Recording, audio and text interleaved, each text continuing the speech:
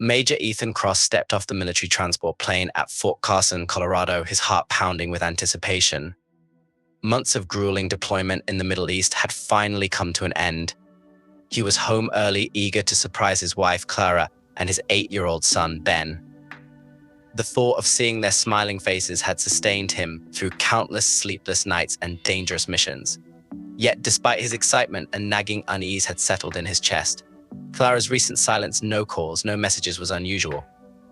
He had blamed it on poor connectivity, but his instincts, honed by years of military service, whispered otherwise. The cab ride to his suburban neighborhood felt interminable. As they approached the familiar streets, Ethan's sharp eyes noted subtle but troubling changes.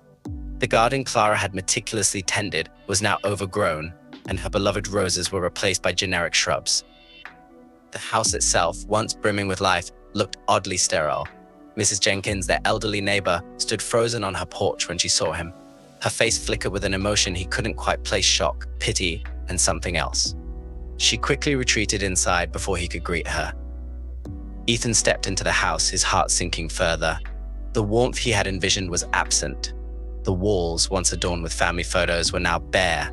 The comforting scent of Clara's lavender candles had been replaced by a sterile, almost clinical smell.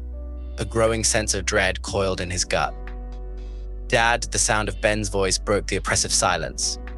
The boy's footsteps thundered down the stairs before he launched himself into Ethan's arms. Ethan held him tightly, his heart aching with both love and a growing concern. Ben felt thinner, and his embrace carried an edge of desperation.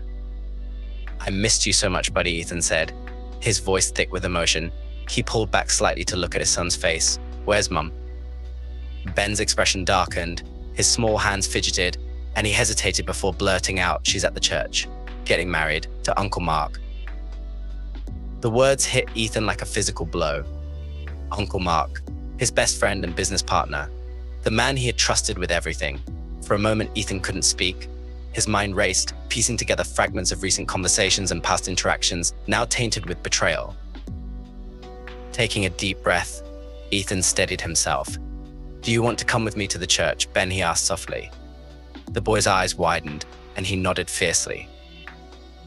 The drive to St. Michael's Church was silent, the tension in the air palpable. Ethan's military training took over as he mentally mapped out scenarios. Arriving at the church, the sight of cars he recognized: his parents, his sister, Mark's sleek SUV solidified his resolve. He wasn't just confronting Clara and Mark, he was confronting everyone complicit in this betrayal. As the wedding march began to play, Ethan strode into the sanctuary, his combat boots echoing on the polished floor. Ben's small hand was clutched tightly in his own. The congregation's collective gasp as they turned to see him was deafening. At the altar, Clara, resplendent in a white gown, went pale. Mark's confident smirk vanished, replaced by unease. "Don't let me interrupt," Ethan said, his voice calm but edged with steel. "I just came to congratulate the happy couple." He advanced down the aisle, each step deliberate, his eyes never leaving the two people who had shattered his life. Mark stepped forward, raising his hands in a placating gesture. "Ethan, I can explain." Before he could finish, Ethan's fist connected with his jaw in a precise, calculated strike. Mark stumbled backward, crashing against the altar steps. Gasps and screams erupted around the room. Clara clutched her bouquet, her face a mask of fear and guilt. "You both betrayed me," Ethan said, his voice rising. "While I was risking my life, you destroyed my family. And you," he turned to the congregation, his parents and sister included, "all of you sat by and let it happen." Ignoring their stunned expressions and Clara's tearful pleas, Ethan addressed the room. "This is what betrayal looks like. Remember their faces. Remember what they did to someone who trusted them." Taking Ben's hand, Ethan walked out, leaving behind the chaos and the wreckage of his old life. The drive home was quiet, Ben's small hand still gripping his father's tightly. "What are we going to do now, Dad?" the boy asked. Ethan's jaw tightened. "We rebuild, Ben, and we don't let them define us." Over the following months, Ethan's resolve hardened into action. He filed for full custody of Ben, exposing Clara and Mark's affair in court. The revelations shattered their social standing. Ethan dismantled Mark's business, revealing unethical practices that led to investigations and financial ruin. Clara, too, faced the fallout, her carefully curated image as a devoted wife and mother crumbling under the weight of her actions. Meanwhile, Ethan focused on creating a stable, loving environment for Ben. He poured his energy into his son, attending school events, coaching his soccer team, and ensuring Ben felt safe and loved. Slowly, the boy's guarded demeanor gave way to smiles and laughter. Though the scars of betrayal remained, Ethan found strength in his new life.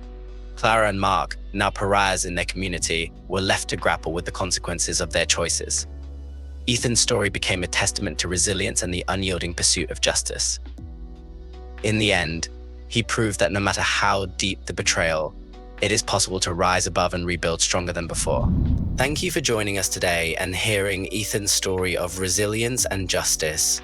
If this tale resonated with you, don't forget to like the video, share your thoughts in the comments, and subscribe to the channel for more powerful stories. Remember, even in the face of betrayal, strength and determination can help rebuild a better future. Until next time, take care and stay strong.